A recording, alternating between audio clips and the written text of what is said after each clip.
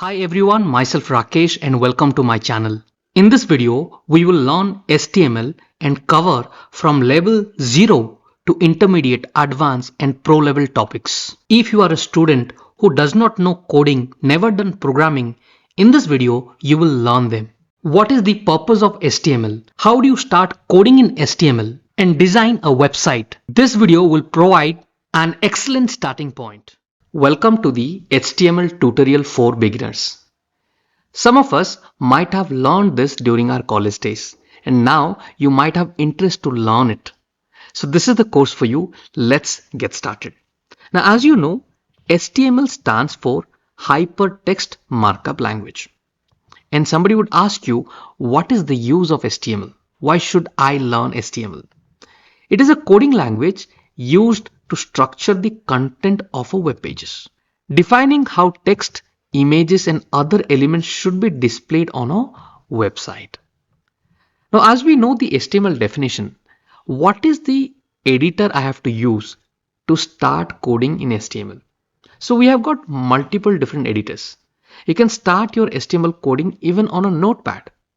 But here I am going to choose the Visual Studio Code, which gives you all the professional help that you need while designing your HTML code, while you are designing your web pages using HTML code. So this would have all the required elements for you to start designing in a professional way. So without any delay, let's search for Visual Studio Code. And here is the first link, code.visualstudio.com. This is the link you need to click on. And here you have the download button. I'm going to click on the download button. Here I have Windows, for Mac, all these different, for Linux, Red Hat, all these things are here. So based on your PC operating system, you can download. I have a Windows based operating system. I'm going to click on this and you can see the download has started. Let's wait for the download to complete. Okay, so the download is complete. I'm going to click on this and this is the page what you would see. License agreement. I'm going to click on I accept the agreement, hit next, and I'm going to leave the folder location as it is. I'm going to hit on next. You might get this prompt in case you have installed it earlier or else you may not. Simply click on yes and then hit on next and leave all the options as it is. I'm not going to change anything. Hit on next, install. Give it few minutes for it to complete. All right, this is done. I'm going to hit on finish. Now what would happen? The Visual Studio Code is launched on my system. The very first thing it is going to ask me, select your theme. So I'll go with dark modern, light modern, dark, high contrast. So whatever you choose. Okay. So I'll go with dark high contrast. So this is how it will appear. And if you select this is how it will appear. It's up to you, how you would like to go with. I'll go with this and just select that. And you have choose your theme, rich support and all this, mark done. I'm going to hit on mark done. Okay. Now once this is done, in case you would like to go back, for example, you see there are a lot of lines coming. Let's say I would like to go back and change my theme.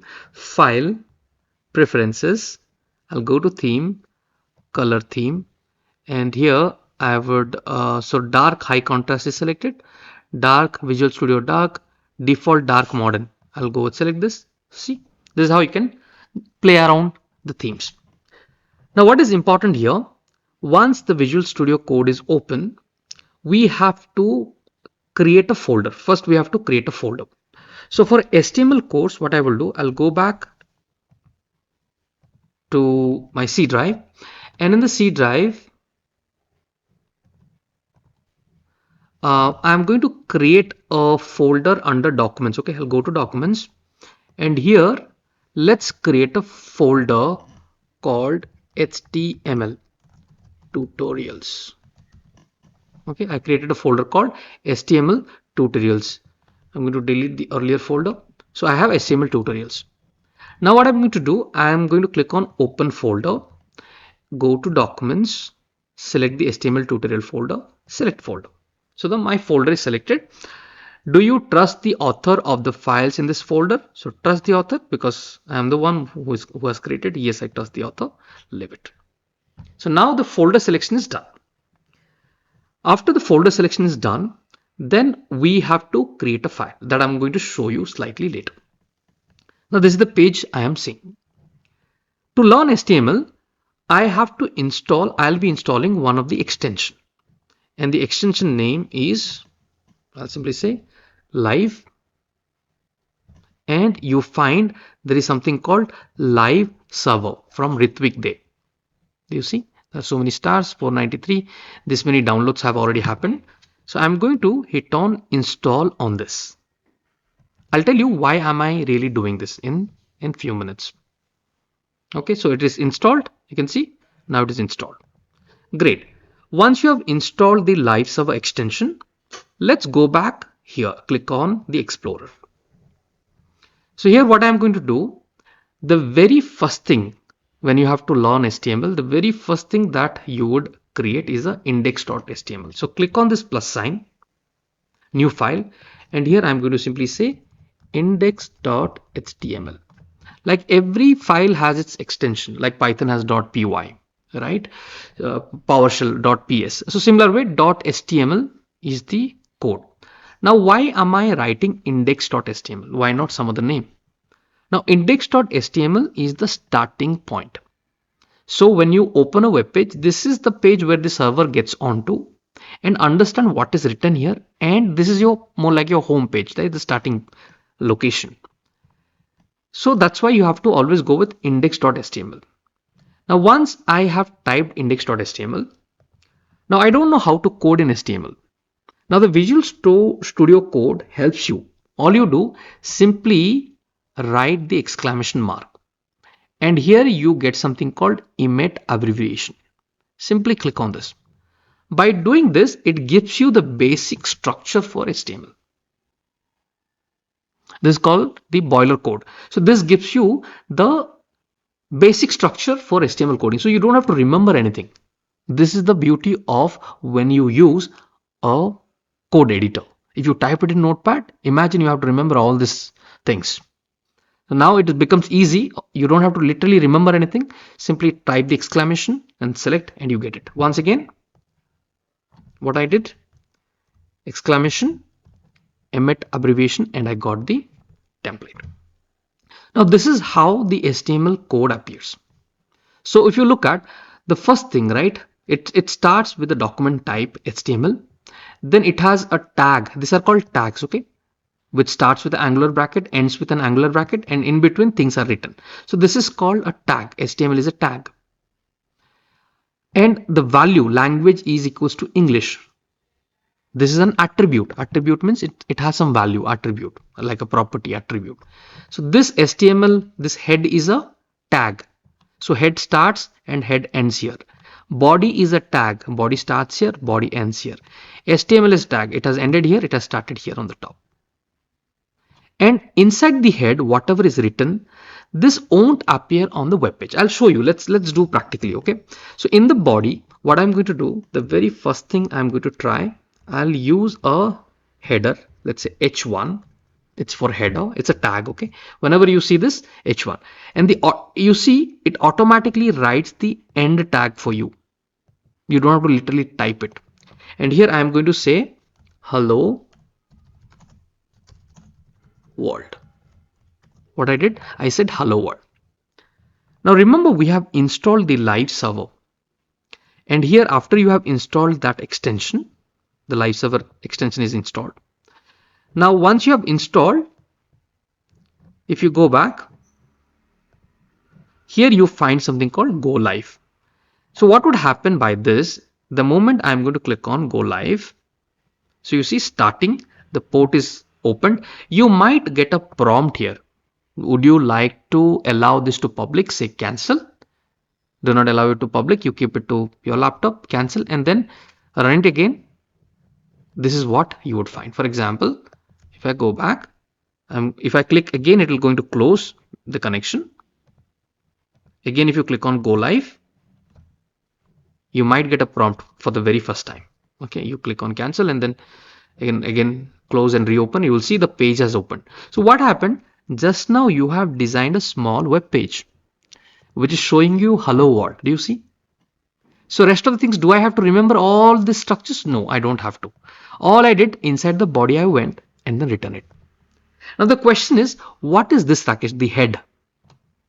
So the head contains the metadata. It contains the metadata. For example, if I open a web page in different website, how it should appear for different devices. I'll show you this as an example. For example, if I go to google.com, okay, now I'm going to right click and I'm going to click on inspect. Do you see inspect? Now once I do inspect, here on the top you find something called toggle device. I'm going to click on this. Now here on the top you would have multiple devices. For example, in iPhone Air or iPad Pro, this is how it will appear. In Galaxy Z, this is how it will appear. In Samsung Galaxy, this is how it's going to appear. In iPhone Surface Duo, let's say, this is how it will appear. In iPhone SE, this is how it will appear. So you can see the web page is automatically adjusting its width, length and size and text automatically based on the device. And the same thing is defined here, the width of the device, width initial. So this is the header. So whatever you write here won't appear on your web page. For example, I am going to write some title here. This is my first HTML web page building exercise. I have written something. Now this, whatever I have written, right? So how do you run it again? So now if you see, the port is already open, 5500. Okay, if you click, it will get closed. So all you have to do, hit on Control S, save it, or simply file and save it. The moment you save and then go back, this will be updated. Let me show you. For example, let me write one more time hello world. I'll copy this, paste it here. This time instead of H1, this is the size. Okay, H1 is the bigger size, H2 is a smaller dimension. I'm writing H2. It's for header. H4 stands for header. Now all I will do, file, save. Now if you go back, automatically, because I have written hello world twice, you can see this is the bigger size, this is the second, H2, header 1, header 2. So it will automatically reflect. For example, if you can do Control S, let me say H3, and I'll do H3.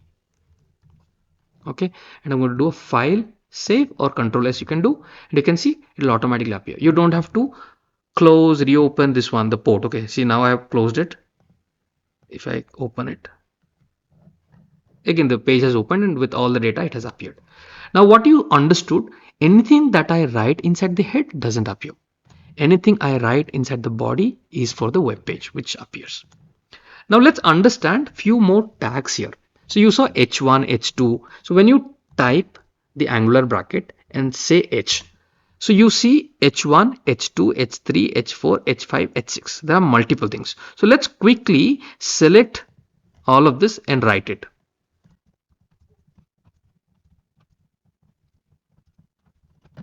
So if you see it here, I have written all the different headers of different sizes. Now let me save it. And let's go back and you would see all the different sizes have come.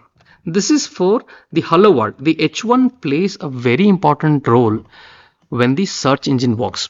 In your web page, what you define in H1, that means it is a main content of your web page. So do not assign H1 to everything. H1, the H1 or the header should be given to the main content of your web page. What is the main content? Not the subcontents. The subcontents you should use the rest of it, like H2, H3, H4, H5, H6. The H6 is the smallest header in size.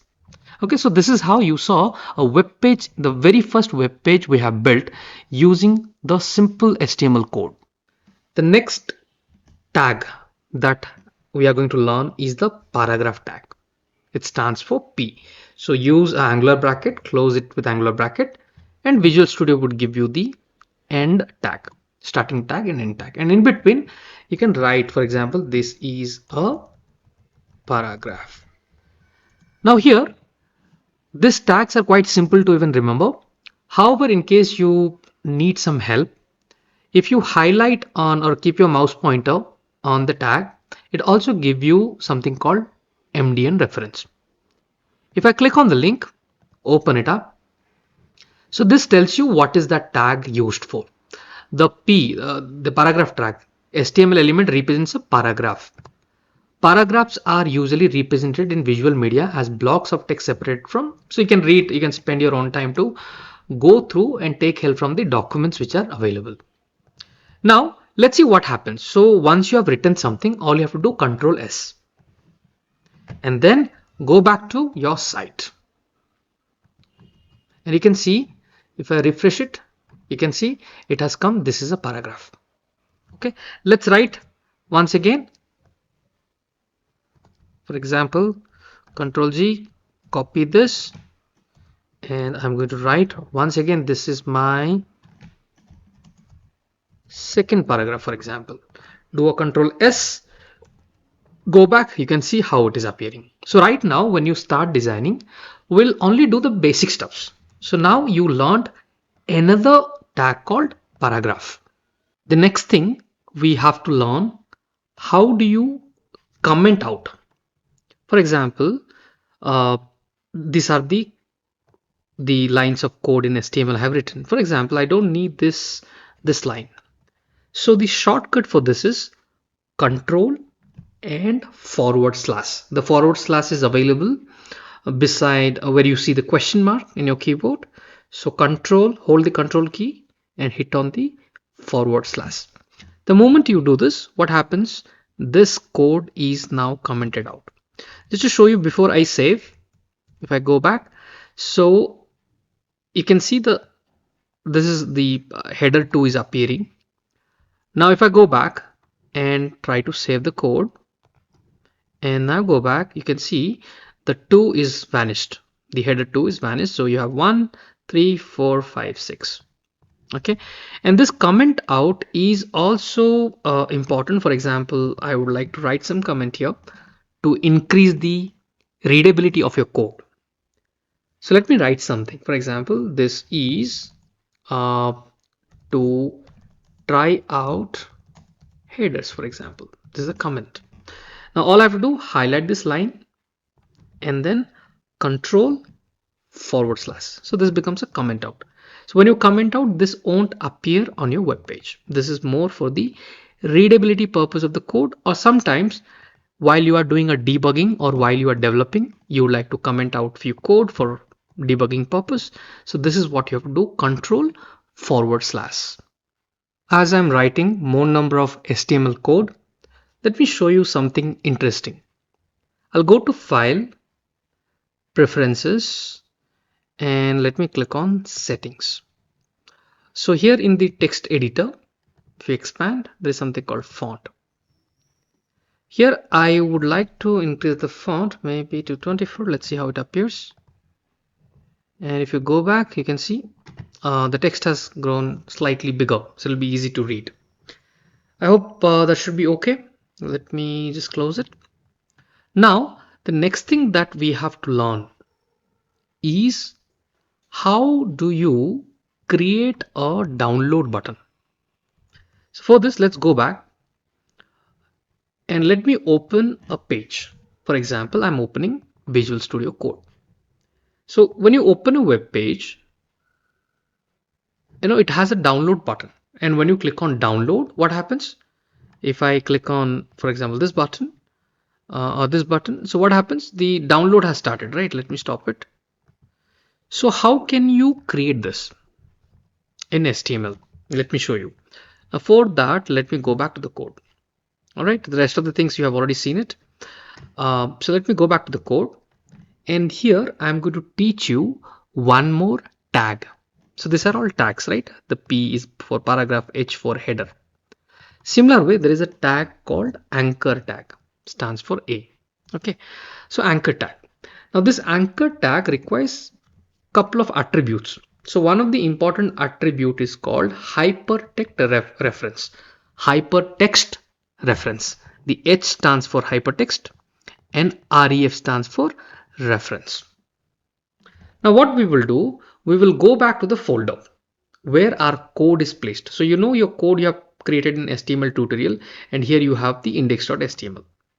So I am in the HTML tutorial folder inside my documents. So in the parent folder where your project lies or where your code lies, inside that, let me, for test purpose, let us create a text document and name it as, let's say, test1. So you have a file created inside the HTML tutorial folder. Now let's go back to the code. Now once I am in this code, what I have to write, let me show you. So here I say href, let me close the Explorer, equals to, I have to refer the file. What is the name of the file? test1.txt. And then you have to use another attribute called download. What is the function? So this is the attribute. So attribute means it tells you what kind of action will happen. So it is a download action. So if you keep your mouse pointer, okay, it gives you this attribute, instructs the browser to download a URL instead of navigating to it. So it will help you to download. So this is one attribute. This is href, hypertext reference is another attribute. So we have both of this. Now once it is done, all I will do, I'll close the with the angular bracket. So it started from here and it ended here. After that, Visual Studio Code is automatically give you the end tag, which is always the / and the tag you have started with. In between this, I will write how I would like to show it. For example, I want to like to write in capital, for example, download. This is what will appear in your page. However you like, small, uppercase, whatever you like, you can do it. So here, this is the text which is going to appear in your web page, and this is what the file is going to download. So from here to here, it's a functionality, and here this is the appearance in your page. So let us save this and go back to our page. I'll go to this page. So in this page, you can see the download button in all capital, it has appeared. So for example, if I go back to the code and write it in some other way, for example, let's say download. Okay, so whichever way you like, you can type it and again save it, go back, you can see it has appeared.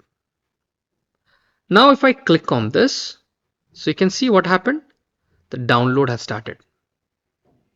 Okay, so download has started, the test1.txt has downloaded. Now if I go back to my download folder, you can see the file is there. Okay, so let me delete the previous set of files. Let us do once again, hit on download. You can see the test1.txt got downloaded. So this is how the download button is designed through this code. All you have to remember, the tag A. So A stands for what? Anchor. A stands for anchor. So if you want more help, you can simply highlight, keep the mouse pointer, go to the MDN reference, open it up, and you'll be able to see A stands for the anchor element. Baseline widely available for all different browsers. So you can go through this entire page. If you want more details or you would like to learn, definitely you need more details as you go through more number of codes. You will have to refer the documents also for additional things. But for now, I think it is very clear, very simple. Hypertext reference, test1.txt, write the attribute called download and whatever text you would like to show it, and then close it by the anchor tag. One more thing we can do with the anchor tag. So let me write A the same way, then hypertext reference equals to, and here this time instead of a file, let's open google.com, for example. Okay, so I'll say google.com. So I would like to give a hyperlink in my code. So I'll copy the google.com, go back to the code, and here I am going to paste it. Ensure you have HTTPS, the entire URL is there. So here we have to use a different attribute. The attribute is target. So target equals to blank. So when I say target equals to blank, This is an attribute which will tell the browser to open this page in a new browser tab or a new window. Okay, so target equals to blank, and I'm going to close with angular bracket, and here you can write something. For example, open Google. I've written a word. Now all I'm doing, let me save this, and now let's go back to our page, refresh it. So you can see there is a link came here, open Google. So now if I click on this, what is happening? The google.com is automatically opening in a new browser tab. So this is the code that you have seen, and a new attribute you have learned is target equals to underscore blank with the anchor tag, and this is the attribute. Did you notice one thing? The download and the open Google was appearing side by side. So now this doesn't look a good design. This one I would like to keep it at the bottom. Right? So download, and then below that the open Google should come. So how we can do it? Now there is a tag called a break tag or a line break tag. Okay, so BR and do this break. If you would like to learn more, again as I said, you can highlight MDN reference, open. It will give you the documentation around that tag in detail.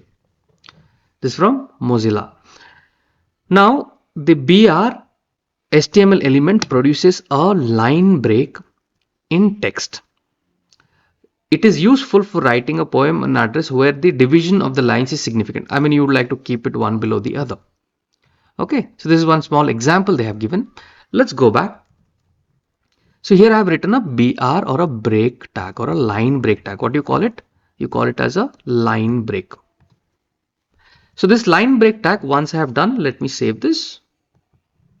And if I go back, where is my page? Here my page. So you can see how it has appeared. Okay, now let's see what would happen if I'm using few more breaks, for example. Okay, now file, save, and you can see you have created a little bit of space between them with one more line break. Now let me teach you a new thing. Now for this, all the things that we have written so far, let us select it and let us delete it. Now if I do a file and save and try to go back to this, it's completely blank because we have removed everything. Now what exactly I'm going to teach you will be very, very interesting. For this, what I'm going to do, I'm opening my own channel, Automate with Rakesh, and here I'll use a snipping tool. I am going to take the picture. So now you know that I am going to deal with something related to image. So I took a picture. I'm going to save this into the HTML tutorial folder where we have created. So I'll go to that folder, and inside this folder I am going to save it. So let's provide some proper name to this PNG. I'll say Automate with Rakesh channel logo. I'll provide a proper name and I'm going to save it. Now once this is done, let me close the snipping tool. Let me go back to the code.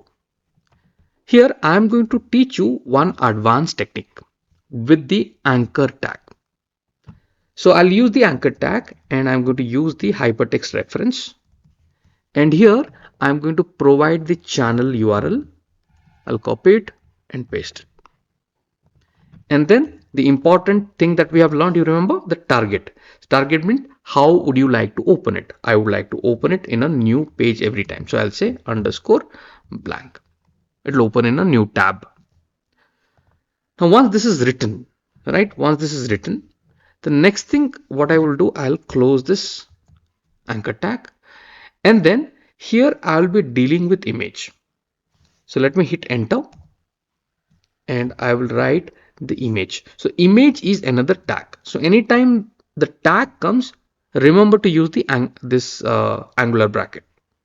I'll use img image and then I would say source. So where this image, so I would like to deal with the image. So what exactly I would like to do? The moment I click on the image, the page should open Automate with Rakesh. Now for this, if you type, you have saved your image in the same folder. The moment you type in VS Code, the very first letter word, it will automatically show you. I will select that. And then you have given the image. You told the code, okay, there is an image, use that image. Now what is that image is all about? It is written in this alt attribute. That means alt means alternate text. This would be helpful for the search engines to know what this logo is all about. Okay, so here I will say I'll give a name to this, Automate with Rakesh channel logo. So when I write this, they know it's a channel logo. Okay, so this is called alternate text. Now very important feature I'll show you when you are writing on VS Code, there is something called word wrap. If you don't use a wrap, every time you have to go write and see it. If you would like to present it to someone or something like that, you can also use this option called word wrap. Not mandatory, is up to you. Now here the code has come, so I've given the alternate. Now one more attribute is width. What is the width of that logo would you like to keep? So I'll define it to, let's say, 1000, 1000 pixels. So I'll give it. So once this is done, right, you have to remember to close the tag. If I don't close the tag, you can see the A is in red. That means something wrong. So I'll close the image tag. Once this is done, let us save it. And now let's go back to look at the page. So see, it was blank. Now it has got a logo. Now this logo, is it functional? Let me click on it. If I click on it, you can see it is functional. It is opening up the my channel. Okay, so this logo is currently functional. So what you have learned in this is using with the anchor tag, you have used another tag called image source tag. And these are the attribute. Alt is another attribute, width is another attribute, source is another attribute. So 1, 2, 3, three attributes, and image is the tag. So image is the tag, source attribute, alt attribute, width attribute. Attribute means properties. You are setting some values to it. So source, this is the source PNG. Alt, this is the alternate text to let the search engine know, and width of the image. Not just opening a new web page. Let's say I would like to open a web page within my website. How to do that? Let me go to Explorer, and here let me create one more HTML called, let's say, welcome.html. So this welcome.html is one more HTML page. Okay, here let me use the boilerplate code. I'll click on emit abbreviation, so I got everything. Now in this one, simply write the tag header. Let me minimize it and simply say h1 header, and in this let me write welcome. Now this is the page which I would like to call in the index.html. So how to do that? For this, let me first apply a break so that it opens up in a new line. And then here let's write the anchor tag, and in the anchor tag let's use the href, and in this one what I will do, I am going to show the page welcome.html, and here let's close this and simply say go to welcome page. Okay, so I've written this. Now let's save this. You can do Ctrl S, and let's go back to our page. Now if you see, this page has got go to welcome page. Now if I click on this, what would happen? The page welcome.html has appeared. Now the welcome.html, I think I did not save it. Let me save this, go back, refresh the page, and you can see it has appeared. Now the challenge here is when I click on the page, it is opening in the same tab. I want it to open a new tab. For that, you already know what to be done. I'll go to index.html, and here within this attribute, let's write the target. Okay, this is the target within the A tag. This is the A tag, and this is the attribute. So here I would say target equals to and underscore blank. All right, so let's save this and go back. Now click on the page. You can see the page is still open and it has opened in a new tab. So this is how you can open a page within your website or web page. You can open one more page within that. Now, what is this forward slash I have used? Okay, so if you see, the moment I'm opening, it has got this forward slash welcome.html. So it tells you this is in your root directory. Now, for example, let's go back to the Explorer. Let me create a folder here. Okay, so I'll say welcome. Okay, there's a folder called welcome. Now, once the welcome folder is created, what I will do, within this welcome folder, I'm going to drag and drop this one, move. Okay, so I moved within the welcome folder. Just to see it in the Explorer, how it appears, let's go to HTML tutorial. And here you can see HTML welcome is created, and inside this I have welcome HTML. Now in that case, what you have to do now, if you know, when you have a folder, you have to mention that folder name here. For example, welcome, and inside that folder I have welcome.html.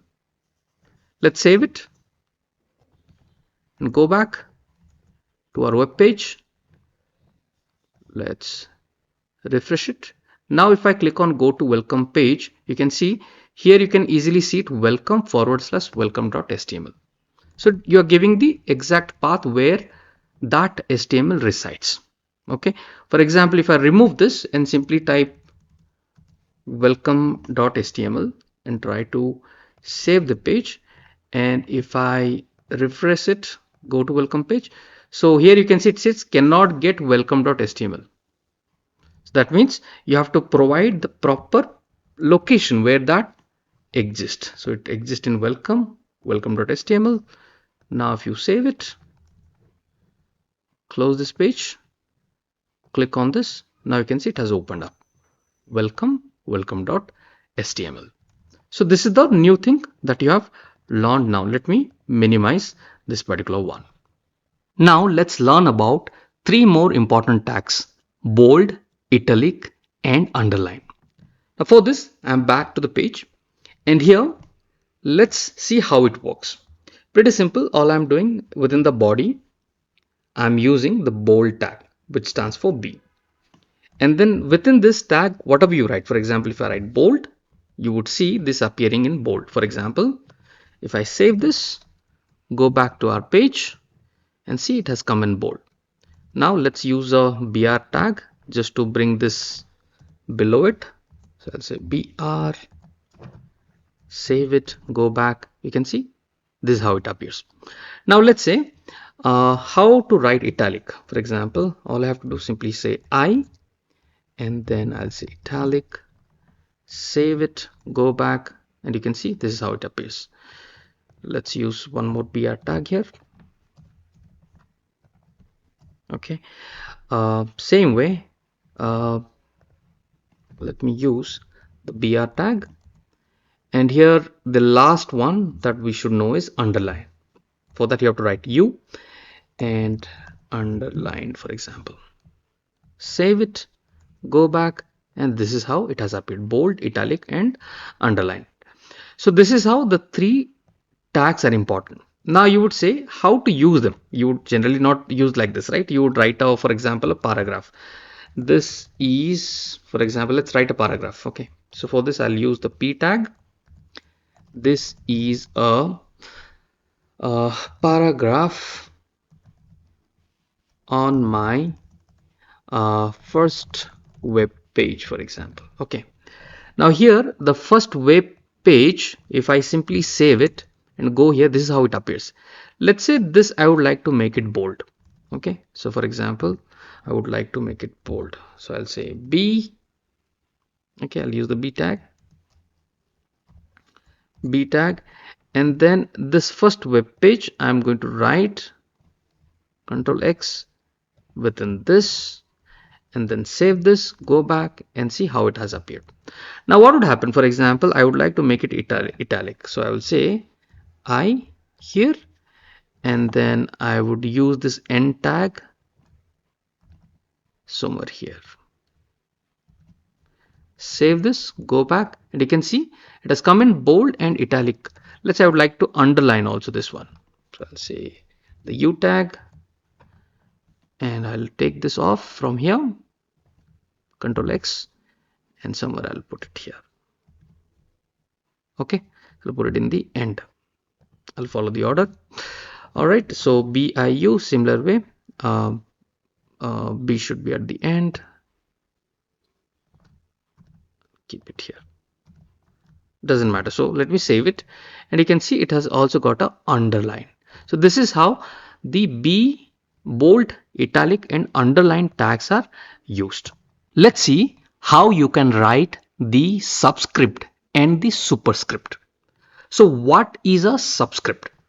For example, if I have to write H2O, the formula of water, okay, H2O, or let's say I would like to write 2 square 2 is equal to 4. Now how would you write this? Now let me show you how you can write. For example, I would like to write a paragraph, and I would like to say the chemical formula of water is, right, and here I would like to write H2O. So I would be using a subscript. 2 should be at the bottom. For this, all you have to do, simply write sub and close the angular bracket, and here within that 2 should be at the bottom. So the item which has to be in the bottom has to be within the 2 sub tags. Okay, so these are the sub tags, and then I will write O, okay, capital O. So I have written H2O. Now let's see how this appears. Let me save this, go back, and here you can see the chemical formula of water has come H2O. Similar way, if I have to write 2 square of 2 is equal to 4. So let me write the paragraph tag. So more you practice, more you remember. So the result of, let's say, 2 square 2. So for this, the another 2 has to come as a superscript. So it will be written in the top called superscript. So you will write SUP. So the word is subscript and superscript. Here I am writing 2. So 2 superscript of 2 is equals to, I would like to say 4. Okay, so let's save this file, save, and go back, and here you can see the 2 has come on the top. Here the 2 has come on the bottom. So what are the 2 important things you have learned? The subscript, and the other one is the superscript, SUP and SUB. That's all. Next, let's say I have to put a horizontal line in between. This is a paragraph and the chemical formula. Here I would like to put a horizontal line. How can I do that? Now for that, the simple tag that you have to learn is HR, horizontal line. The moment I save this and go back to the page, here you can see I got a horizontal line. Now have a look at this site. In this site, I have few topics to learn, and they are written in bullet points. Similar way, if you look at, they are written in bullet points with numbering. So how this can be done? Now for this, you have to learn few important tags. Let me come here and let me give maybe a break. I'll give a break and then start writing. So I'll use BR. All right, then let me write a paragraph. So I'll say P, and then just say P angular bracket, and then topics to learn. Let's say I want to write it, topics to learn, and I would like to underline this. So for underline, you have to use the U tag, and let me copy this entire thing and paste here. So this is done. Now I have to put the bullet points. Now to put the bullet points, there are 2 options. Okay, one is ordered list, you call it as OL, and the other one is unordered list. So now unordered means it will have bullet points, order means it will have 1, 2, 3, 4, 5. Okay, that's the difference. So here I'm saying unordered list and then hit enter. Now here I can mention my specific bullet points. Now to write the bullet points, you have to use something called list, Li, list. So what are your list in the list 1, what is it? List 2, what is there? List 3, what is there? So for example, I will say the topics to learn, I will say UiPath. Okay, and the same thing you have to copy. So only two tags you have to learn. One is UL, which stands for unordered list, and the OL, which stands for ordered list. Let me show you the unordered list first. Okay, so let me copy paste this lines couple of times and let us write a few other topics. For example, I'll say Python, and then I would say PowerShell, and let's say I will say VB.NET, let's say HTML, and VB.NET, let's say VB.NET. So I've written all the options. Now if you save this and go back to your page, you can see the unordered list. That means you will have the circles, right? The bullet points. So you have got all this option. Now what is an ordered list? Let me show you. So all you do is simply copy this code that you have written already, paste it, and here instead of UL you would say OL, ordered list. Ordered list would have the numbers. That is the only difference. That's all. And then you save it. Go back, and here you see the same thing which came in number. So that is the difference. So it has the bullet points and now it has the number. So what you have learned, very important tags. One is the unordered list, UL, and you have to go with list. Li stands for list. Same way, this one is ordered list, and the tag inside that remains the same, Li. Ordered list give you 1, 2, 3, 4, 5 like that, and unordered list will give you bullet points. When you design a web page, there are few semantics, or you have to make meaning of the web page. That means your web page have a header, it should have a main, it should have a footer. This is a basic design. So in the header you can have your logo, some titles, some about your company, and then you have a main page where you have the main content, and there's a footer where you generally maintain your contact related informations. Most of the modern web pages, when you open, you would be seeing at least the basic structure. You have a header, you have a main, and you have a footer. Now what are this header, what are this main and footer? Let's see it. So header, this is the tag you have to use, represents the top section of a web page. It typically contains the logo, navigation links, or headings. This is your header, the top part.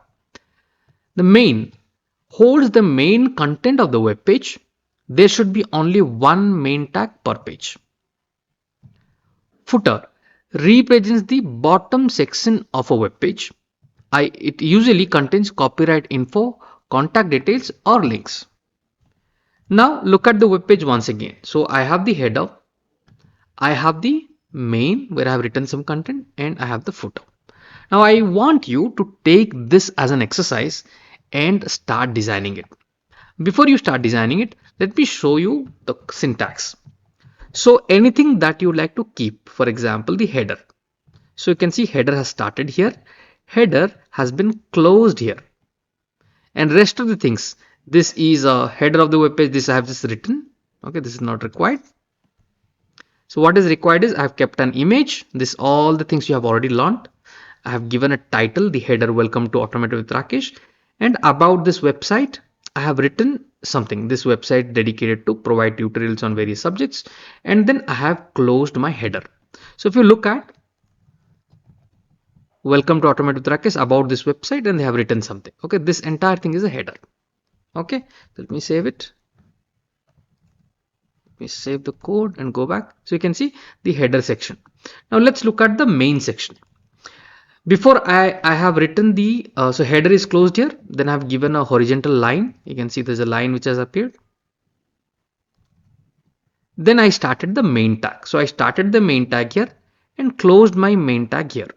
So what I have done here, this is a main web page. So this is not required. This is just to show you available playlist, and these are the things. Okay, let me save it.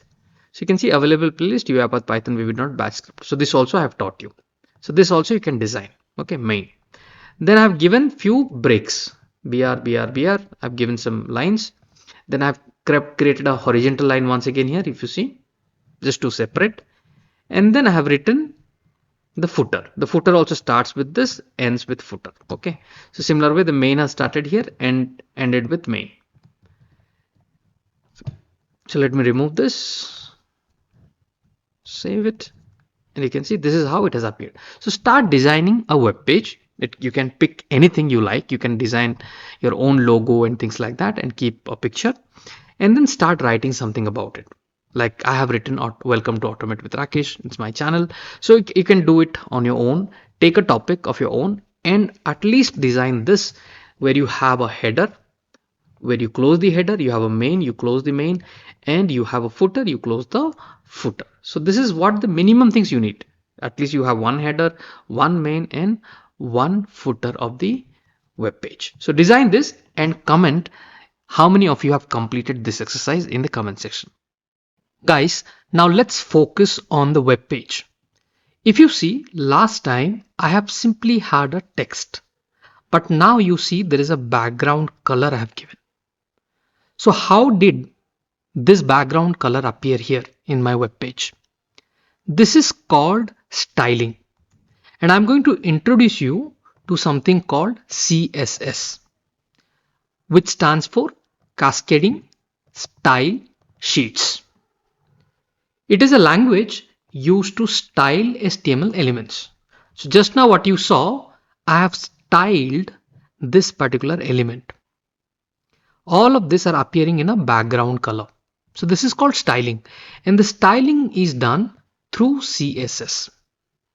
So let me introduce little bit of CSS. We'll just get started as a beginner and we will learn very basic element, that too, how you can put a background color.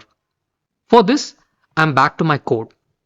Now you can see this is the main section where we have written available playlist and we have written few items. So this is how the page appears. See, it is completely white. There's nothing. Now I would like to give some background color to this particular area. Now for this, I would be using something called a tag called div. Now what is this div tag? Let's first understand. So the div tag in HTML is a block level container. What it is? It's a block level container. So only word I should remember is container. It is a container used to group together elements. So all the elements that we have, for example, here you see these are all one element, right? UiPath, Python, VB.NET, available playlist. These are all one element on the web page. Now to group them all into one container, that means putting everything into one container, is done by this div tag, div tag. So what I will do, I'll simply cut this end part of the div, and wherever I would like to keep it, I'll paste it here. So what happened here?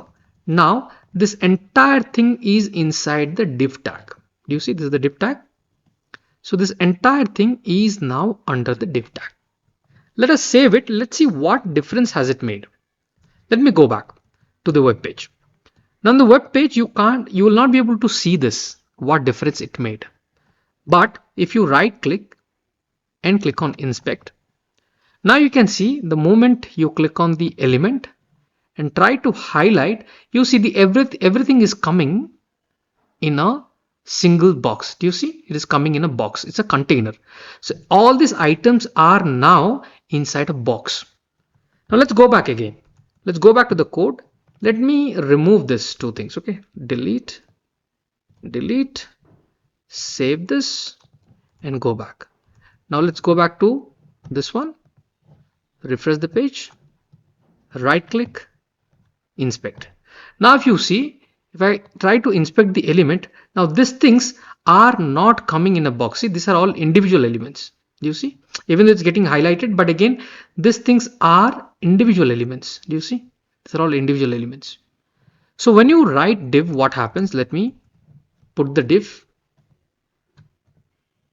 inside the main, let's write div, close it, and let's take this part. So what I'm doing, I'm saying keep all this element inside one container. So to put them into one container, what happens if I have to apply a styling or a background color, it gets applied to everything. That is the use. Okay, so now I have kept everything inside the div container. Let me give a space. Now what can I do it here? For example, now you saw, if I refresh the page, and now if I click,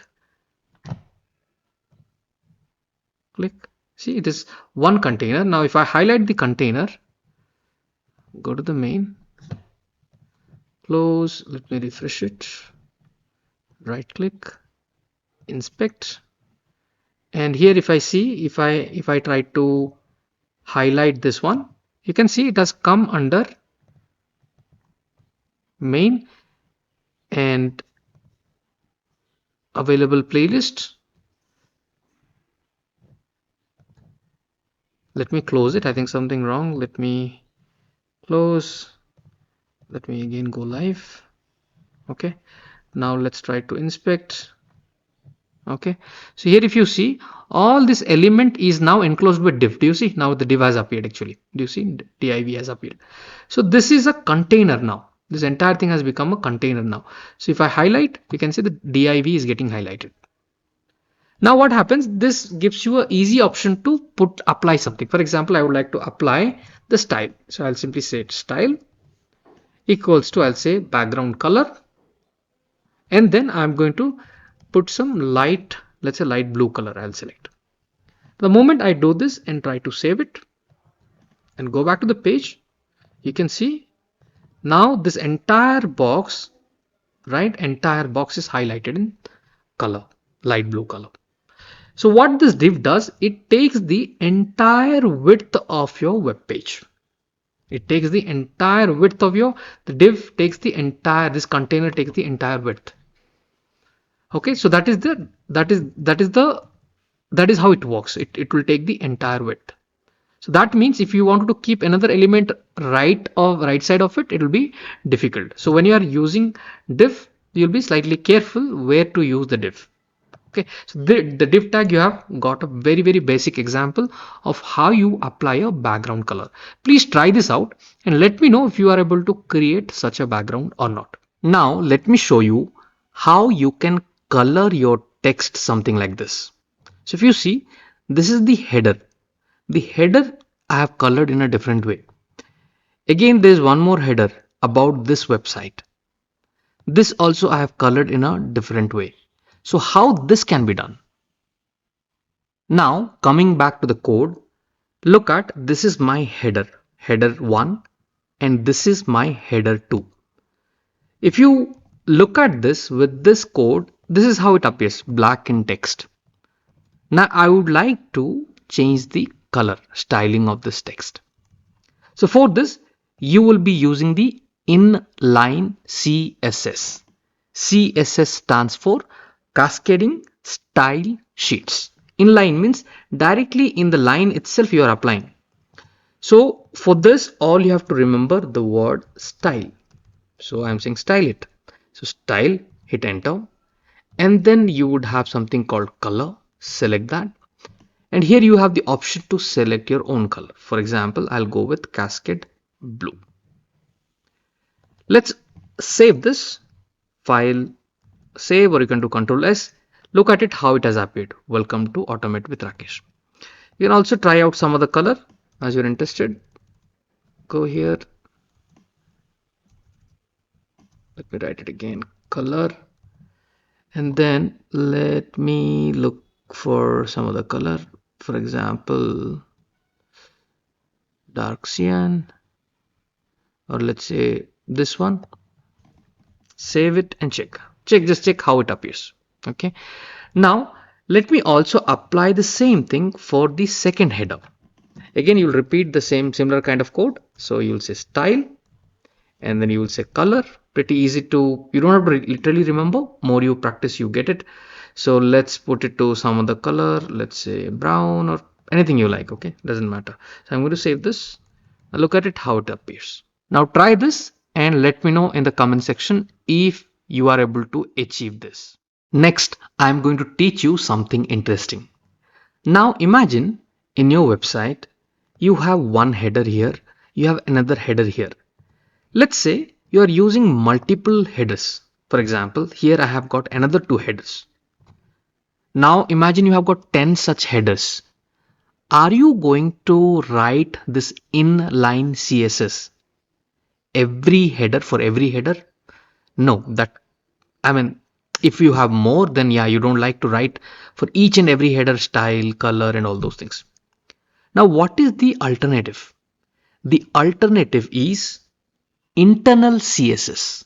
So what is that internal CSS? I'm going to show you. Coming back to the code. So this was the inline, inside the line, right? Inline CSS or the styling we have done. So we have written inside the H1. So H1 angular bracket and H1 close bracket, and inside this you have written it. Let's say I'm going to delete this now. And here for the second header also you have written the same way. I'm going to remove this. Okay, I'll make the adjustment. Okay, so this is my website. Now my website contains one more header as well. See, master automation programming with Rakesh. Learn many in one channel. So these are also headers. Now I don't want to type the CSS everywhere. Imagine I have got 10 such headers. Now what is the smart way? So if you look at the site now, the site is something appearing like this. Now I would like to style all this header at one go. How would you do that? Now for this, what I will do, I would go to the head section. So you have the head section on your index.html, right? So here in the head section, I am going to write something, okay, within the header. So let me separate. So this is your entire head section. So here in the head, I will write something. So I'll say style. I'll use the tag, start with angular bracket and say style. Close it with angular bracket and hit on enter. So you created a style block now.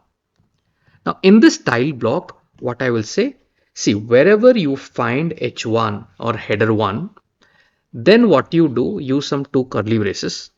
You say you use the color. If you find the header 1 anywhere in my code, then what you do, you give this the what was the color last time I have used? I forgot. Dark screen, something called dark, yeah, this one, I think dark turquoise. Okay, so I'm saying wherever you find H1, you use this. Similar way, I would say wherever you find H2, okay, then you use this color where I would say brown. Now look at the code, pretty simple. So I am defining the styling in the head.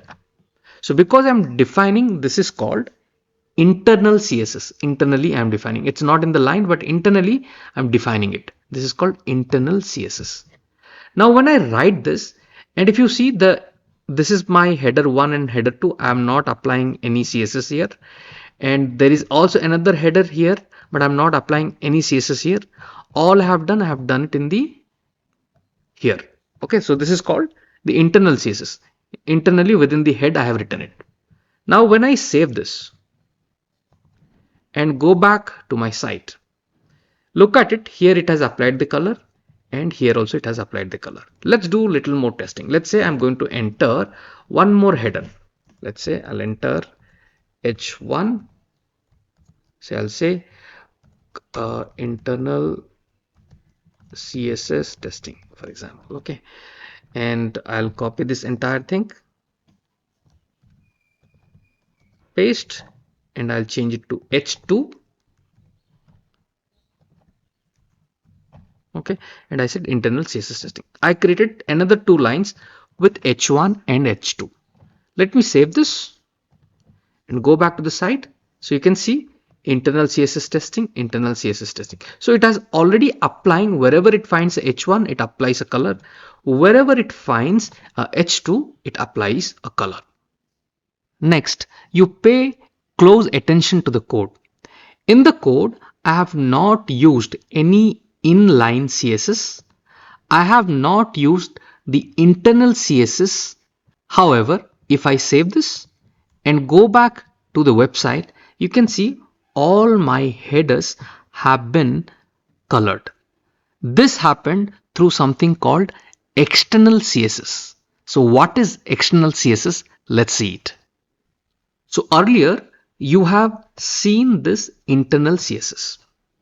What I'm going to do, I can do this using something called external CSS. That means you create a CSS file externally. For this, let me go to my Explorer where I'm keeping my HTML tutorials and the HTML files. I'll go and click on this to create a new file. And here let me give any name you like. Just I'm giving styles.css. It should end with .css.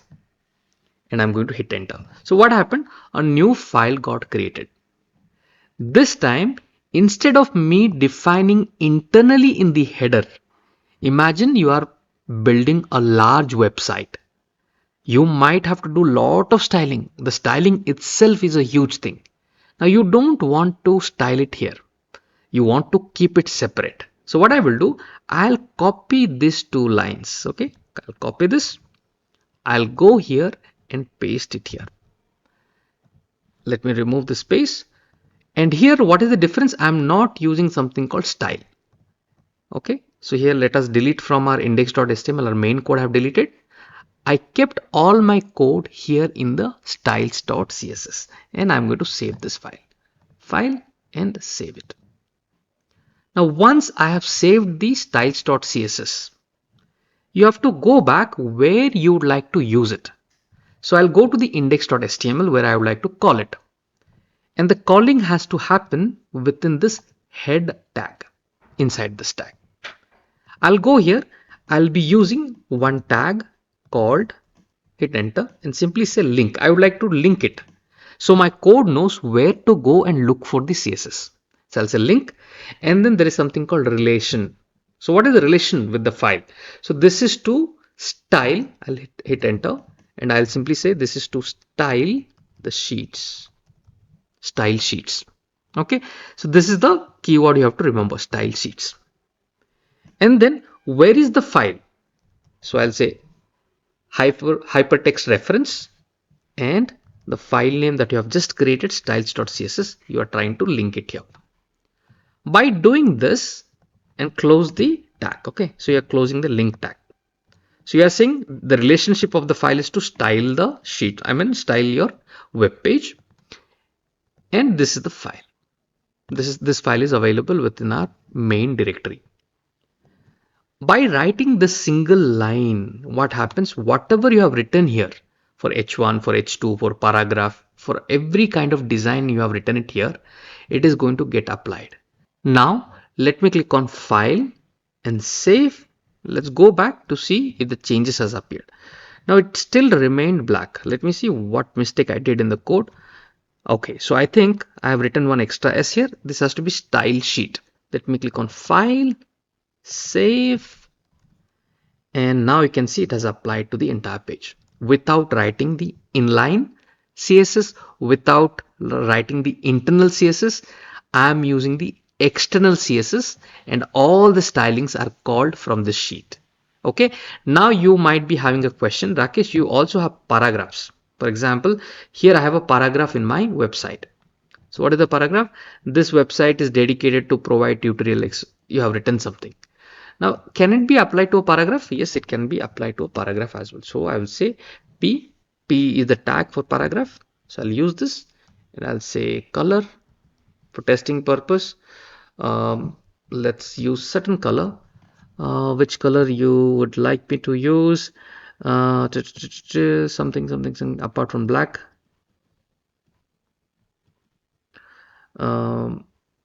Maybe a dark blue. Okay, just to see how it appears. Then I'm going to save this file, go back to my website, and you can see it has changed the color. Do you see? It has changed the color to slightly blue in color. I think this is not pretty visible. Let's change it to some other color, maybe dark I'll keep dark orange. Okay, let's see. I'm going to file, save it, go back, and you can see it has appeared. Wherever there is a paragraph I've used, it has changed its color to the color I want. It doesn't look good at the moment, that's okay, but look at the concept that we are trying to learn. Wherever I'm using a paragraph, so here available playlist is a paragraph, here I've used a paragraph, so this styling getting applied even to paragraphs as well. You can do lot many things by knowing the styles.css. So far we have learned inline CSS, we have learned internal CSS, and the best one is the external CSS. It depends how big the website you are trying to build. Okay, it always depends. So this is the 3 different ways available for you to use the .css. My entire web page has a given font. If you see, the fonts are same all over my website. So how can I apply a given font to my entire website? This can be done using universal selector in CSS. Previous styling that we have done, the page appears in this kind of a font. If you see, it has a font, a given font. Now I would like to ensure my website contains a single font everywhere. Now for that, I will be using something called a universal selector. What is it? A universal selector. Now universal selector, you have to use a star, and then you follow the same structure. You use a curly brace. What is my goal here? Let's say I want to apply the font. So I'll select font family. You can do a lot of things, font size, font family, a lot of things you can do. Right now I'm focusing on the font only. Let's say I would like to change the font to something else. For example, there is something called cursive. Okay, so I'll use, let's say, cursive, and then I'm going to say file and save. Now go back to the website. Now you see my website text has changed. Let's go back. Let's try a few more. I'll remove this colon, and then let's select something else. For example, I'll say monospace, for example. Okay, file, save, or Control S. Let's go back. You can see it has changed now. Do you see? It is entire web page is changing, not just at one place. The entire web page is changing. So this could be helpful if you would like to maintain a single kind of a font for your web page. So let's do it again. Let me maintain, let's say, Georgia. Okay, Georgia, and then file, save, go back. You can see it has maintained. So like that, you can maintain a given font. So everywhere it's a Georgia font. Some are bigger, some are smaller based on the styling I have done. Okay, but however, because this is paragraph 1, this is paragraph header 1, header 2, right? Header 1, header 2, and this is the paragraph. So based on that, it takes a given size. You can also define not just the font, you can define lot many things. Okay, this is just an example of a universal selector. Next, have a look at the website. The website has few headers, few paragraphs, few bullet points, and then here there is another paragraph, and there's a footer. This looks absolutely boring.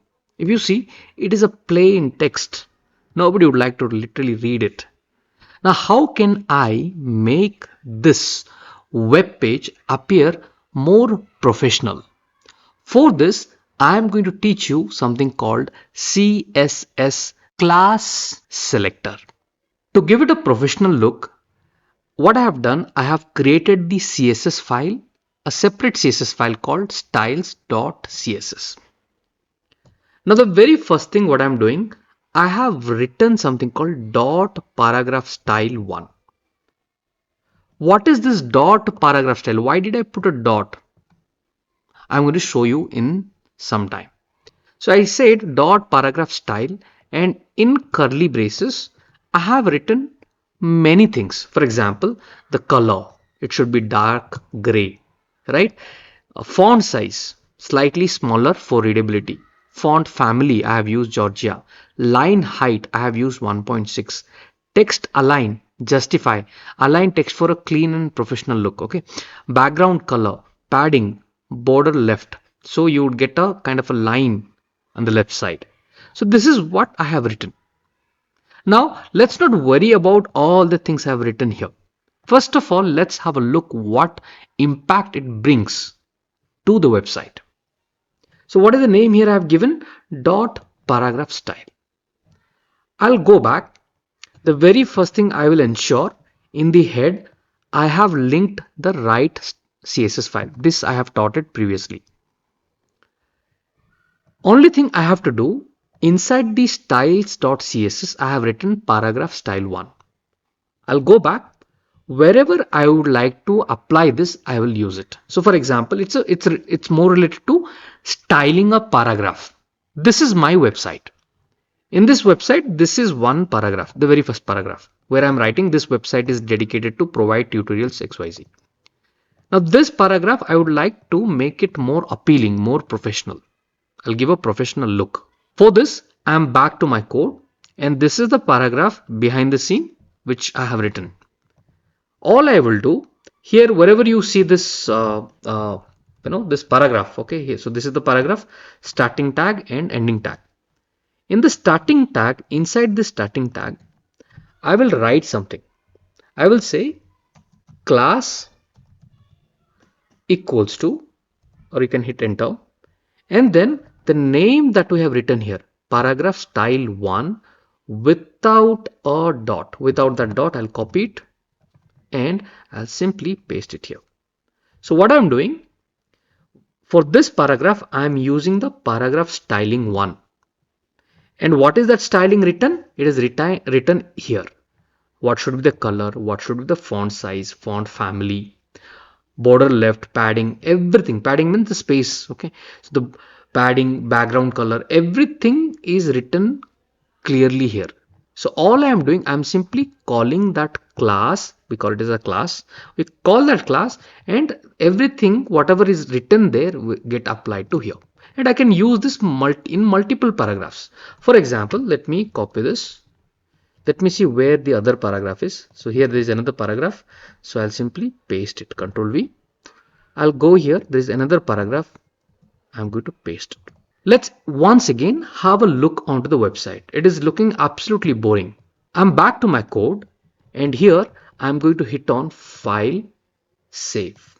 When I'm back to the site, you can see the paragraph has got a bit of styling. Do you see this? It has got a bit of styling. So it is getting a bit more professional look. Now, instead of using the same style for all the paragraphs, what if I use different stylings for different paragraphs? Now for that, I have written few more paragraph styling. So paragraph style 2, bit of changes in the color and things like that. Okay. These are all different attributes I've used.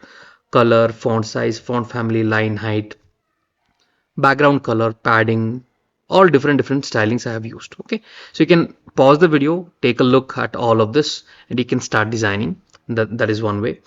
Paragraph style 3, I have used one more paragraph. So there are 3 different styles I have used because I have got 3 different styles, 3 different paragraphs in my website.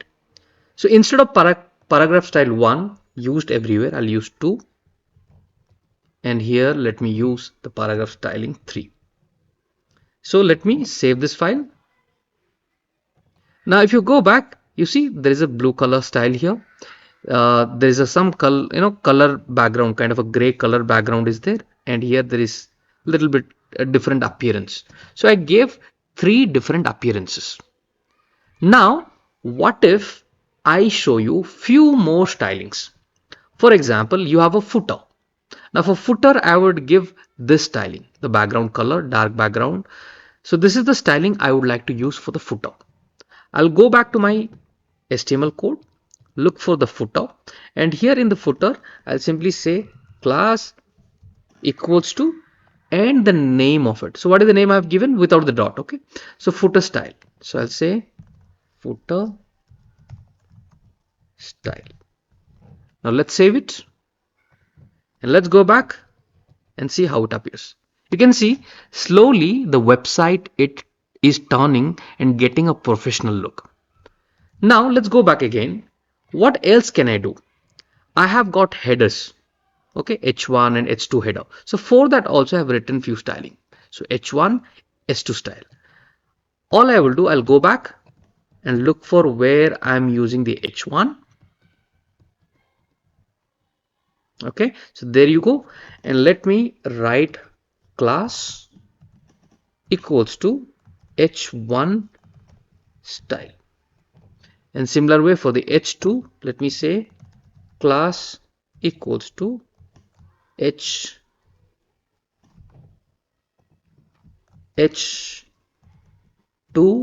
style. Okay, ensure the spellings are written properly. That's all. H2 style, H1 style. Now let us save this. Go back and let's see how it appears. See, it gave slowly the site is turning and getting a professional look. Very good. Now let's move back, and the next one is the bullet point. See, the bullet points are appearing slightly sluggish. What I will do, I'll go back, and these bullet points are covered in this div. This already we have seen it. So div, and I have got bullet points, right? So here unordered list, and then these are the UiPath Python, all these things I have written. I want to give some styling to this div block. So what I will do, I have created something called div style. You can provide any name you like, okay? But again, it's good to have some relation so that you know where to use them. So I said div style 1. So here I've said background color, padding, border radius, things. Okay, all these things are there. There's one more feature we have added called hover. Using a colon, you just write hover. And here what I am doing, this hover class, here I have defined few things. The moment you hover, the background color would change to light blue color. The box shadow, and that it will transform, slightly enlarge on hover. Okay, slightly enlarge it. So these are the different attributes I have used to give a different look. So all you do, dot div style 1, and here it said dot div style colon hover. One more property we have added to the class. All I have to do, I'll go back. The calling of the class remains the same. Okay, all you do, simply say class equals to, and then you write div style 1. Okay, so I said div style 1. So I've written something. Now let me save it and go back and have a look how it is appearing. Now look at it. Here, the moment I am taking my mouse, you can see it is getting a color and it is becoming slightly enlarged. Do you see? This is the new behavior the site has got. Look at it. It's changing its color. You can do more styling options. It's more of a crafting it, getting more ideas, more colors, and you can make it more professional as you want. Okay, this is more of experimenting with CSS. So here you can see this is one of the feature that I've added, and overall at the beginning when we started, and now if you look at it, is slowly getting its own professional shape. Okay, there are many things to learn for sure, but again you see how the website is currently having a professional look. Next, I'm going to show you how you can create a button on your web page. If I move my mouse on the button, you can see the color is changing, and this is not just a design, it is functional. The moment I click on this button, you can see the button is bringing my YouTube channel. So how can you build such a button? Let's see it. To build this button, I'm using the body section, and the body you already know it has a header, it has a main and footer. So in the header, I'm going to write something, okay, within this header tag. Let me hit enter here. And for this, you might already be remembering, we have used something called an anchor tag, A. And then you have to write hypertext reference. And in this one, you can put the channel link. I'll copy paste my channel link and post that. Before you close the anchor tag, how would you like to open it? So I will set target. I would like to open every time when anybody clicks on it, it should open in a new blank tab, in a new tab. All right. And then I'm going to close the tag here. and I would like to write something. Say I'll say visit my YouTube channel, whatever the word you would like to show in the button. So this is just a simple anchor tag I have written, but it will not give you the button appearance. For example, if I save this and go back, so you can see this is how it has appeared. Visit my YouTube channel. So if you click on it, it is functional for sure, but it did not give you that button appearance. Now for the button appearance, I would be using the styling. I'm back to my styles.css, and here I have written few code for the button. Okay, this is the CSS code. Now it's pretty simple. So here I have given the name, the class name as button style, and within the curly braces all different attributes I have written. For example, the display color, background color should be red. Okay, the text color should be in white, padding, all these different options. Okay, so the position, okay, this is very important, required to position the button. So I would like to position from top, the distance should be 20 pixels, from the right, distance from the right edge of the page 20 pixel. This has to be written with position, so that's why it appeared in the top. Okay, so this is something, and then when you hover it, this is the color. You saw the color getting changed, darker blue in hover. So this is a darker pink actually, right? So darker pink in hover, cursor pointer cursor on hover. Okay, so these are the behaviors I have written for the button style. You can pause the video slightly and then you can take a note of this. Okay, and you can not necessarily you have to go with all the properties. You can try out with one property and see how the appearance is changing, so you will have a better understanding of this. Going back to index.html, all I will do, wherever this a tag is getting closed, so here you are closing this a tag, right, your anchor tag. So here what I will do, I'll write the class, I'll call the class. So I'll say class, and then within double quotes, what is the name we have given there? Button style. So simply write that. Let's say button style, and I'm going to save this. Okay, just by saving it, and if you go back, what would happen? You saw the one that was appearing here, now it is positioned from the top 20 pixel, from the edge 20 pixel, and the button is now appearing here, and this button is still functional. If you click on it, you can see it is opening the web page of my channel, so YouTube channel. And when you hover the mouse, you can see it is, the pointer is getting changed to a hand symbol. Do you see? It is a pointer now. The moment you enter, it is changing to a hand symbol. So this is how you create a button. The next thing we are going to learn is how to create a table. On my web page, you can see I have created a table. It has topic, difficulty, and couple of data. So how do you create the table? Is the topic, make a note, let's get started. To start on the table creation, we will take a very simple example. This table consists of roll number and it consists of name. It has few roll numbers, it consists of few names. This is the exact table I would like to create using HTML. Before you create an HTML, you need to be aware of few terms.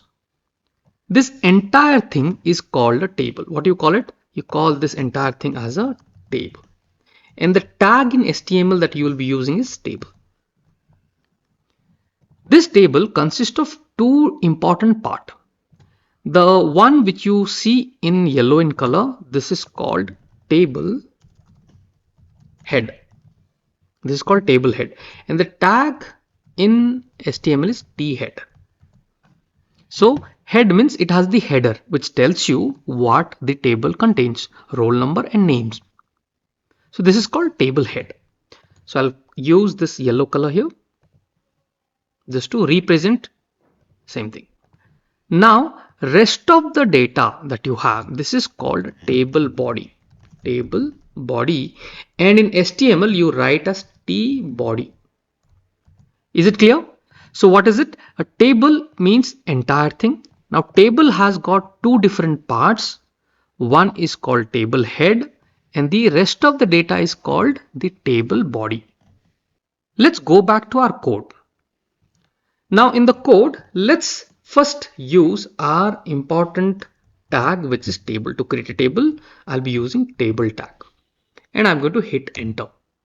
Then what we learned, the table contains two things. One is called table head. This is one part, and it also consists of another thing called table body. Okay, so we created the outer structure of the table. So table consists of table head and it consists of table body. So we have created the outer structure. Now let's focus on the table head. So this table head is nothing but they are built of called table row. So this is one row, this is another row, this is another row. So entire table is built of what? Table row. And this is represented in HTML as TR, table row. So this is the first one is a table row which has roll number and name. Okay, this is also a table row, this is also a table row. So all of these are table rows. So they are represented as a table row. So what we will do, let's go back to the code, and here let us write the next tag, which is table row, and hit enter. So the head contains table row, and even the body consists of multiple table rows. So I'll create how many table rows we have?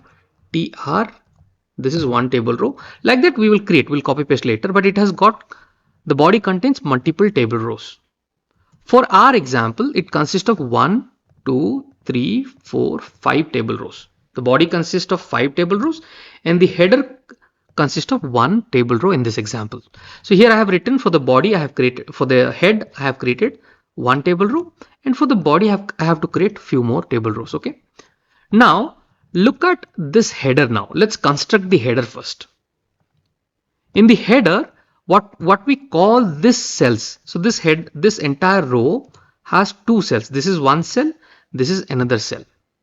So the first cell or the second cell, these are called table head. What do you call them? Table head. So this put together you call them table row. For example, this entire thing you call it as table row, and each cell you call it as table head, and this is represented as TH. What you call? You say TH.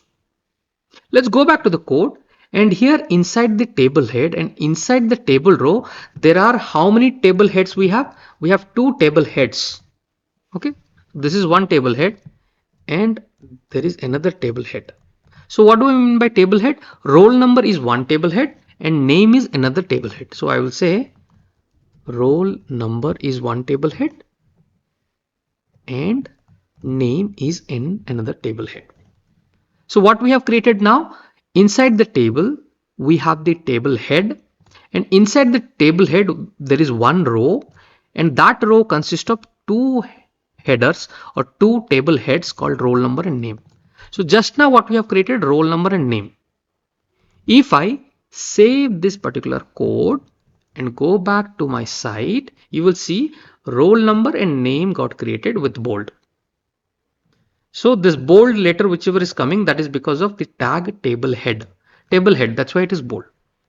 Now let's go back. So I've created roll number and name. So my work of creating the table head is complete here. Okay, I'm done. The table head is created. It has got roll number and name. Next thing, I have to work on the body of the table. Now the body, let's focus one by one. Let me go back. So this is the entire blue color is the body, right? Let me use that color, I think this one I have used. So this entire thing is called body. Now this body consists of multiple table rows, and each cell are called table data. What do you call them? TD in HTML. So like in header we call them table head. Here we call table data. These are all data. Okay, so here the table row consists of table data. Going back to the code, here in the body I have table row, and inside this I will create table data. And what is the data we have? The first data we have 101. So I'll write 101. Okay, next one more data we have, we'll say TD, and what is the next data? I have Rakesh, so I'll say Rakesh. Getting it? So what is the difference? The table head has table row, same table body has table row, no doubt, but in the head the table row consists of table head, in the body the table row consists of table data. So if I save this and go back to the website, you can see roll number got created, name got created, and I have the 101 and the value Rakesh under the name. So this is what the table you have to remember. So this entire thing is called a table. The yellow one is called a table head. All these things are called table body. The rest of the data is called table body. And the table consists of table rows. So these are each row, right? Single rows we have. So table head consists of a row and the data inside them called table head, and data in the body, right? This is the table row and these are called table data. These are called table data. This is one table data, table data. So these are the data, or the cells are called data here in the body. The cells in the head called table head. Okay, that's the difference. Now once you have got the concept, let's go back. All I have to do, right, this entire table row, I'll create one more row. So I'll just give a space, copy paste, and here I will change it to, let's say, 102, and I'll change the value to Deepak. If I save this, what would happen? You will see one more row getting created in the website. You can see 101 Rakesh, 102 Deepak. Similar way, we just have to repeat this. So copy this, paste, paste, paste, and then here I'll simply change. So I'll say 103. Let's put some name, and here I'll say 104. Let's put some name. Let's say Rohan. Let's go down and let's make it to 105, let's say, and let's change it to Rahul. So I've changed everything. File, save. Now let's go back to our website, and here you can see Rakesh, Deepak, Sukesh, Rohan, and Rahul. So this entire data got created now. The entire table got created. Now what is missing is the border. It is missing. You see, there's no border. It is simply having a data. Now to create this border, we have to do styling. Let me go back to the code, and here let's start creating styling. So for each cell you have to do the styling. So for example, roll number, name, 101 Rakesh, like that. For each cell I will do the styling. So what I will do, first of all, let's see how it works. Okay, then we will understand. So I'll say style. What I want to give, I want to give border. So what should be your word? Border. Okay, now once you give border, then you wanted to say that border line, how thick you want. I want 1 pixel thick, I want 2 pixel, I want 3 pixels. So the line of the border will become more thicker and thicker if you increase the number here. And then I would like to give a color. Let's say I am going to give a color solid, and then let's select some color. Let's say I will say let's say black. Okay, so I'll select a color, dark, solid, black. Okay, so let's keep it black. So what is happening now? For the roll number, I am saying you give a border which is of 1 pixel and the color should be black. So if I hit on file and save and go back, you can see the roll number has got a black border. You can play with the colors. For example, let me say dark blue maybe. Okay, so I did dark blue. If I do file, save, the dark blue color has appeared, but it's not very visible. So what I will do, I'll make it to 3 pixel and save it, go back. So you can see the dark blue color has come. Okay, if you want light blue, let's type that, light blue. Okay, I used light blue. File, save, let's see how it appears. Do you see? So the table is slowly getting built. Okay, so let's use blue, maybe blue, save. You can see the blue border has come. So now what happened? Only this one data, which is roll number, has got the border. What we will do, we'll just simply copy this style and I'm going to paste it in the head space, enter. Okay, so now if you save this and go back, you will see roll number and name both got the border. Let's repeat this for all of it. Okay, so let me copy with the space, copy, and wherever I have this data, I'll paste it. Paste, paste, paste. Okay, so everywhere I have the data, right? Everywhere I am pasting it. So what would happen by that? All of this data will get a border. Okay, now I'm going to save it. Now if I go back, you can see all of this got a border. Now the problem is they are all individual cells got a border. They are not, I'm not able to, it's not appearing like a table, right? So what should I do next? I will go to the table tag, and in the table tag I'll use again the style attribute, and I want to collapse or all the borders. Okay, BORDER collapse. So you see there is a property called collapse. So I'll use this. So border collapse, and I would like to collapse it, separate it. So I would like to collapse it. So I'll select collapse. By doing this, if I save this and go back, you can see all the ones which were appearing separate now got collapsed. Now it is appearing like a table. I can use few more properties. For example, I would like to increase the width, okay, to let's say 40% maybe. I'll say 40% or 50%, whatever you like. So I'll use 40%, file and save. What is going to happen? You can see how the table is getting formed. There's one more glitch you can find. The roll number and name, both the column width are same, which is not looking great. I want the roll number column to take less space and the name column to take little bigger space. So how do I distribute it? For this, go back to your table head. In the table head, what we will do, here we will write one more property called, we'll use another attribute called width. Okay, width property, and here I am going to say, okay, you take 20% of the total space you have, and the name, right, the next is name, so you take around 80% of the space you have. Width, and I'm saying you take 80% of the space you have.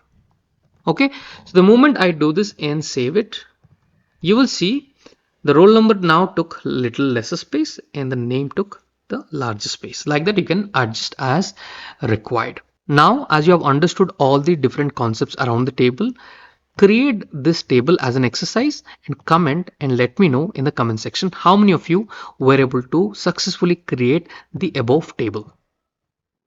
Next, we are going to learn about the contact information form. So I have created a form here, which is asking me enter name, email and phone number. So how can you design this kind of a form? So make a note, the topic is how to create a form using HTML. First of all, let's create a header. I'll use h2 and I'll say contact me, for example. Okay, and then we hit enter. To create a form, the tag that you have to learn is form. Hit enter. Now this form, how you like to show the form? What are your fields? So our first field is name, enter name, for example. Okay, so you have to provide a label. So to create a label, first you will use a tag called label tag. Close the label tag, and in between this you can write something. For example, I am saying name.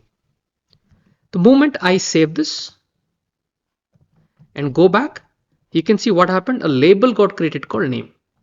Okay, something like this. Let me put a colon here so that it looks a little more professional. If I save it, see, this is how it appeared. Now I have to create a text box.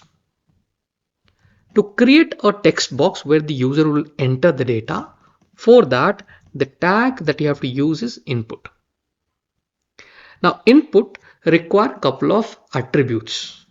So one is I need to tell what kind of it is. So the input could be in various forms.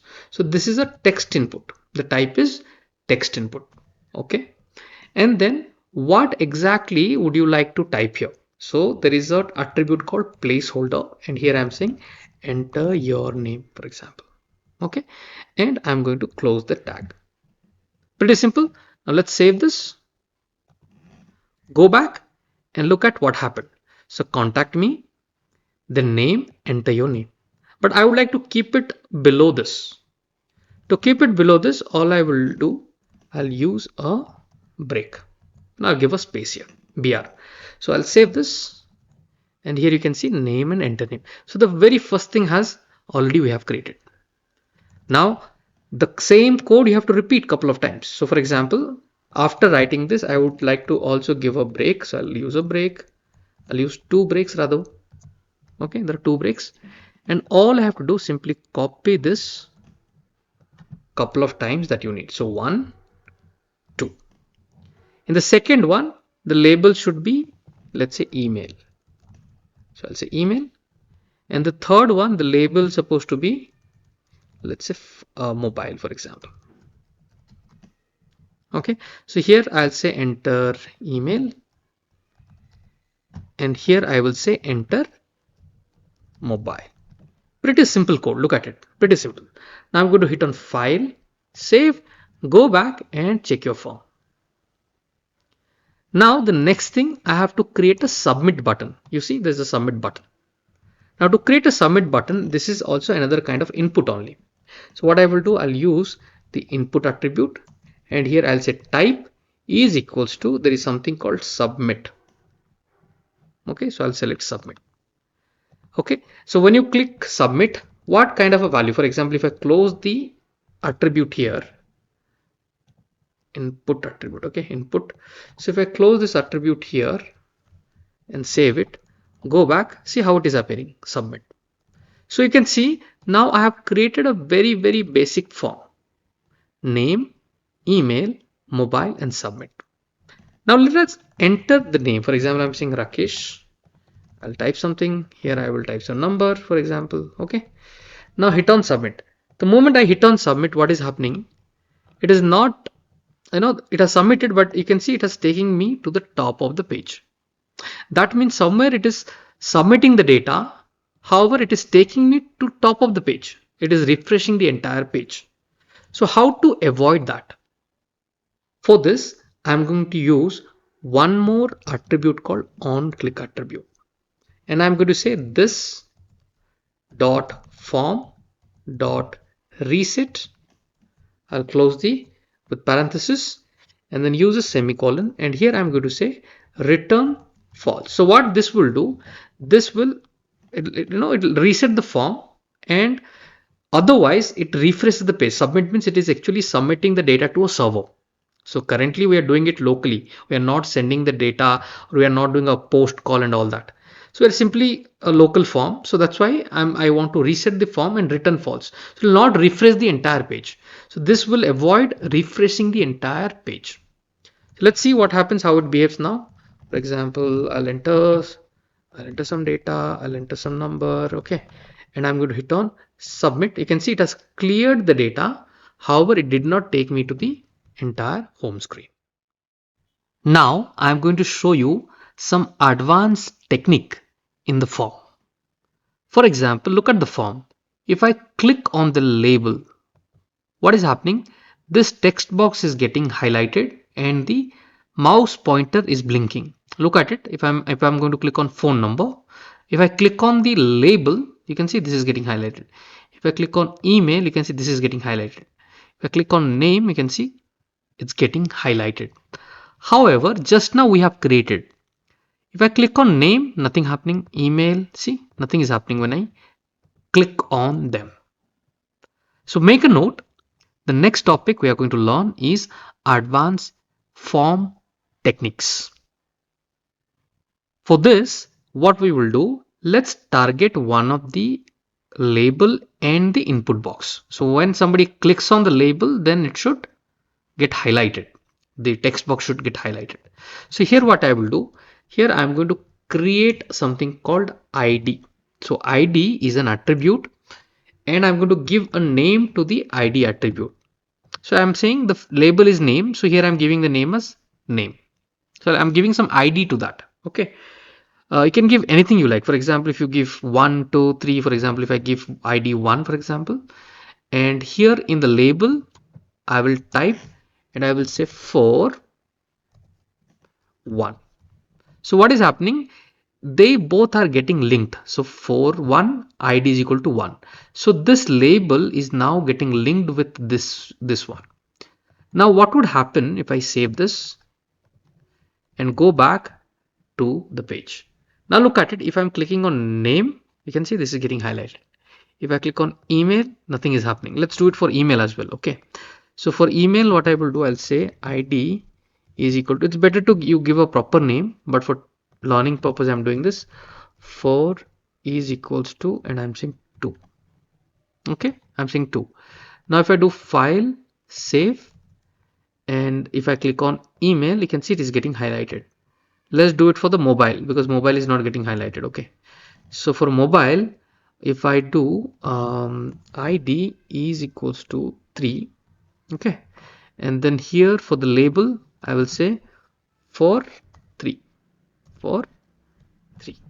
Okay. So if I save this and now click on mobile, you can see now everything is getting highlighted. Now there could be a question that might come to your mind. What if I change the number? For example, so here I said ID is equal to 1. Okay. So instead of 1 here, for 1, what if I do 3? So that means when anybody clicks on the label here, on the name label, what should get highlighted? The phone number, right? The phone number should get highlighted. So here, so if somebody is clicking on name, the phone number should get highlighted because ID I have referred is 3. Let's see how it works. Okay. Let's save it. Go back. And for example, if I click on name, you can see it is getting highlighted. If I click on email, email. If I click on mobile, it's getting highlighted. The moment I'm clicking on name, for example, if I click on name, you can see this is getting highlighted. So you understood how it behaves now, okay, with this example. So if I do a file save, now let's do a final check. If I click on email, if I click on mobile, you can see it is taking the user to the text box. This is the last content in this video. Look at my web page. Here you have couple of videos embedded. Embed means what? You are keeping another video inside your own page. The source of the video is YouTube from my channel, but I'm embedding it. Embedding means giving a window or giving a place for the external source or document to display in your web page. This is called embedding. So make a note, the next topic is iframe. So let's understand what is iframe. So for that you have to simply say iframe.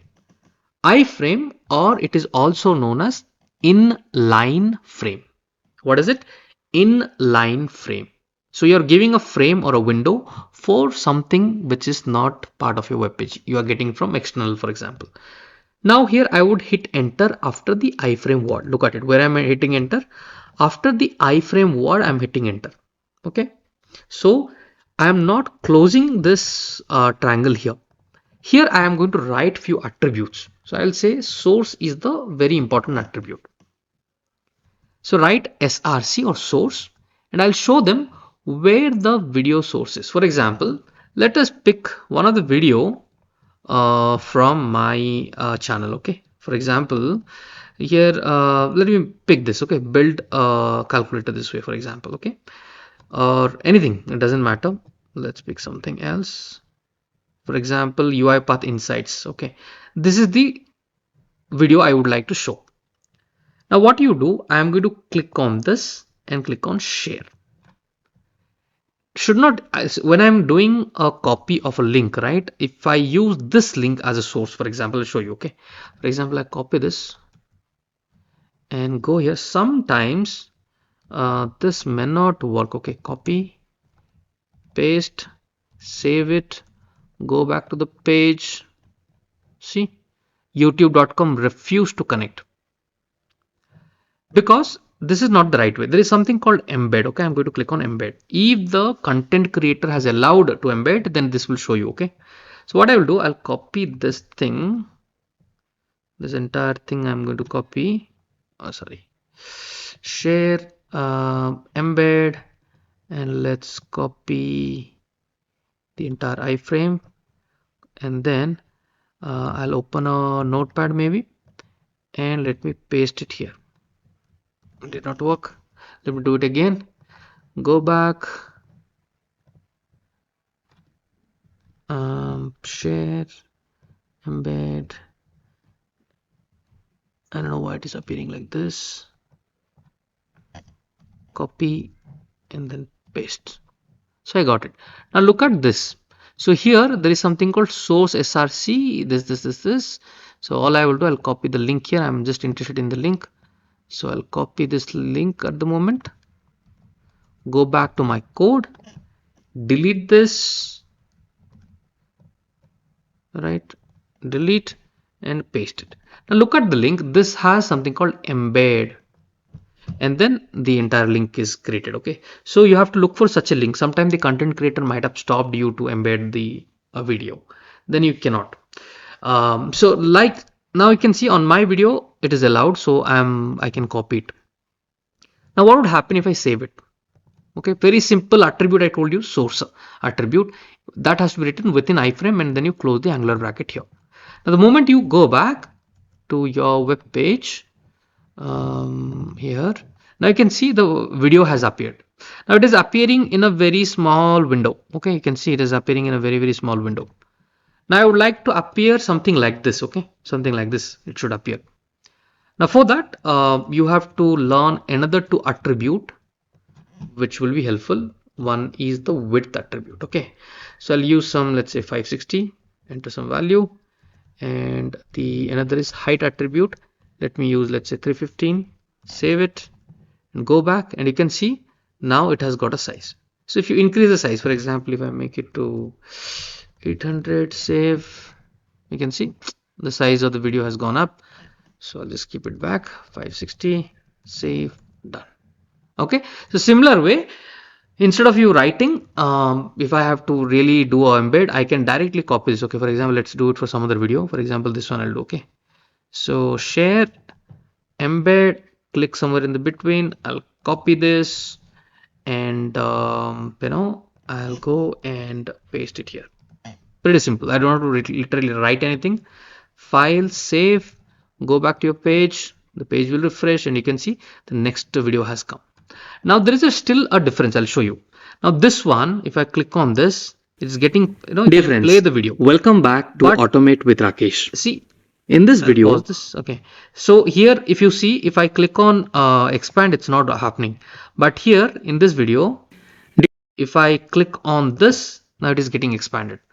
So why this is happening? Tell me. This is happening because of a very important property that we have not used here, that is called allow full screen. Okay, so the moment you allow the full screen and save it, go back, you can see which one, this video, right? So this was not getting expanded. Now it is, you can see it is getting expanded. So this is the attribute, important attribute, I would say, important attributes of iframe, which is generally used to control your videos or to embed your videos inside your web page. So you learned some of the very important attributes: source attribute, width, height, allow, full screen. Now by the end of this video, you can see how nicely we have built a web page. It has got many elements in the web page now. Look at it. Now we are at the end of this video.